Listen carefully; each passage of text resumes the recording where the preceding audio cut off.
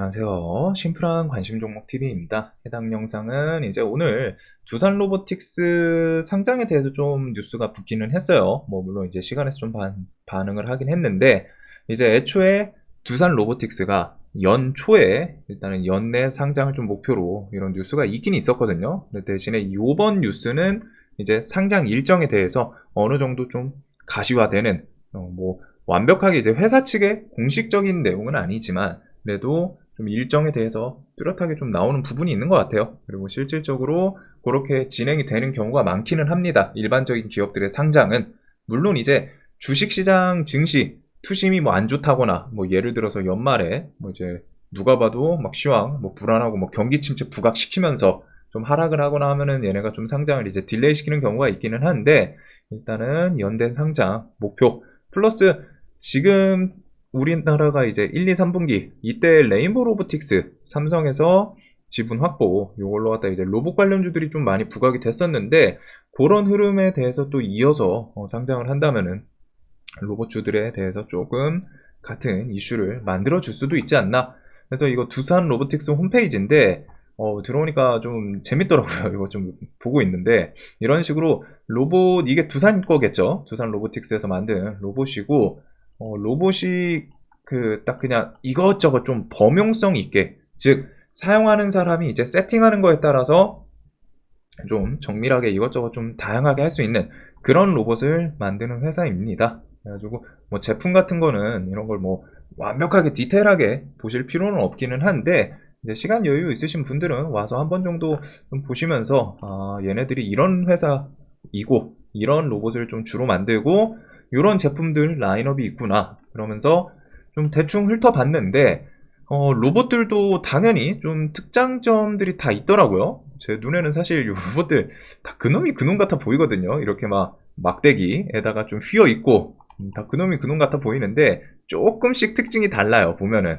그래서 그거에다가 이제 내용을 보면은 이런 중량에 대해서 좀 특화된 애도 있고, 그리고 어떤 애들은 이제 좀 디테일한 섬세한 작업에 대해서 좀 특화된 것도 있고, 그래서 로봇 틀은 거의 비슷한 것 같은데, 이제 그거를 어떻게 세팅하냐에 따라서 조금 작업을 하는 내용이 달라지는 것 같습니다. 그래서 팔레타이징 이런 식으로 적재에 쓸 수도 있고, 고중량물 핸들링 이런 제품도 있는 반면에, 이제 좀 디테일하게 이쪽은 들어가면은 이런 식으로 가반 중량이 엄청 작아지죠. 작업 반경도 훨씬 더 작아집니다. 대신에 이제 반복 정밀도가 조금은 더 높아지는 부분이 있고, 요런 애들은 이제 당연히 조립 같은 좀 디테일한 작업, 폴리싱, 가공 후 면을 좀 깨끗이 정리하는, 깎아내는 그런 작업인데, 그 다음에 프레스 포밍, 용접 등등 기계마다 조금 다르더라고요.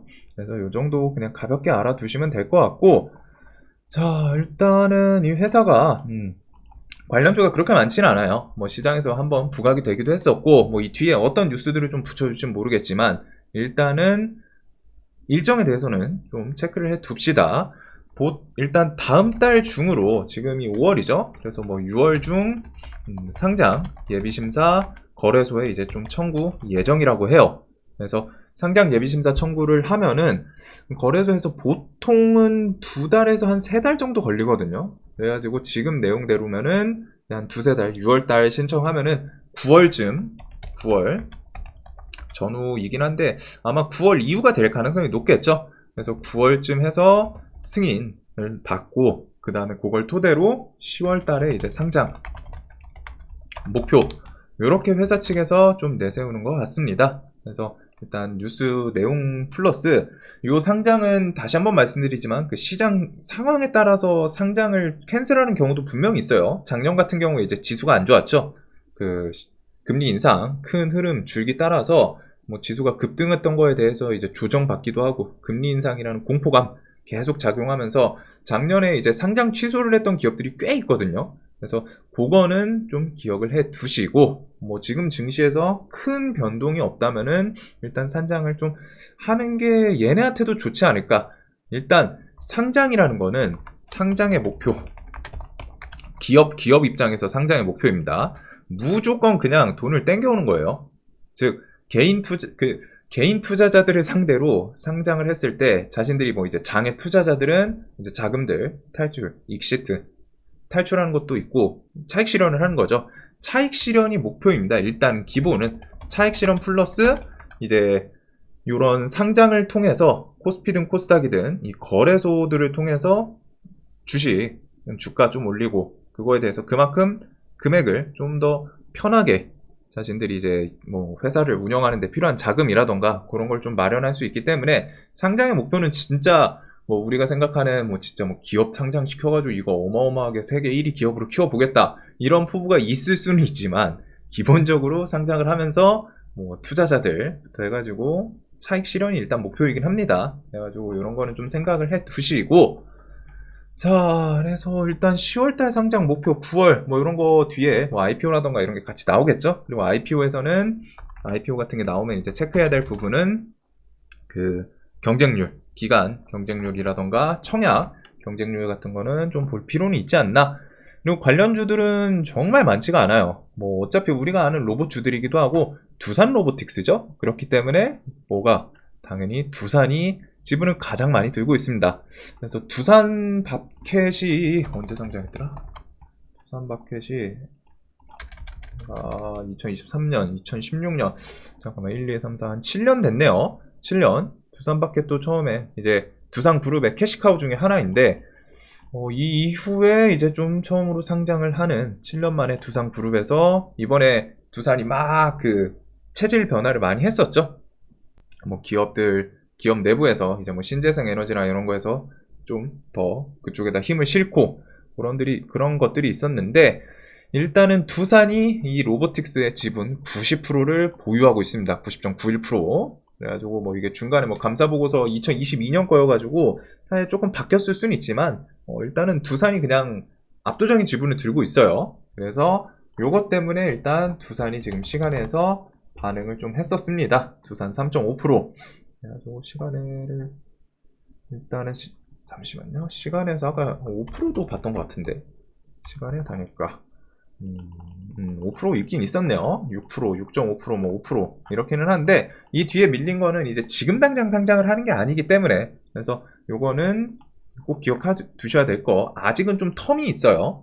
요거는 뭐 지금 당장 뭐 내일 오른다 이런 내용보다는 이게 일단은 9월달, 10월달 이렇게 상장을 하고 두산 로보틱스 상장 이런 내용으로 로봇주들이 좀 같이 묶여서 움직일 수도 있겠구나 이런 부분을 좀 생각을 해 두시면 될 것 같습니다. 그래서 두산이 지분을 많이 들고 있고 그 다음에는 우리가 좀 친숙한 SP 시스템 최근에 이제 현대 뭐 공장 협동 로봇 아니면은 그 자동화 이런 키워드로 같이 부각이 됐던 SP 시스템즈가 국내 협동 로봇 1위 두산 로보틱스의 판매사 그래가지고 이렇게 해가지고 두산 로보틱스랑 협동 로봇 대리점 계약 체결 이력이 있더라고요. 2020년 5월 14일 그래서 이런 내용이 있고 SPG는 두산 로보틱스 협동 로봇 밸류체인 이전에 좀 확대하겠다 밸류체인을 좀 확대하겠다 했는데 거기에 이제 협동 로봇에 들어가는 로봇 감속기 좀 디테일한 그런 부품들 이 로봇 감속기가 이제 일본 쪽이 1위인 걸로 알고 있는데 이제 우리나라에서 점유율 1위 기업은 또 이제 SPG입니다.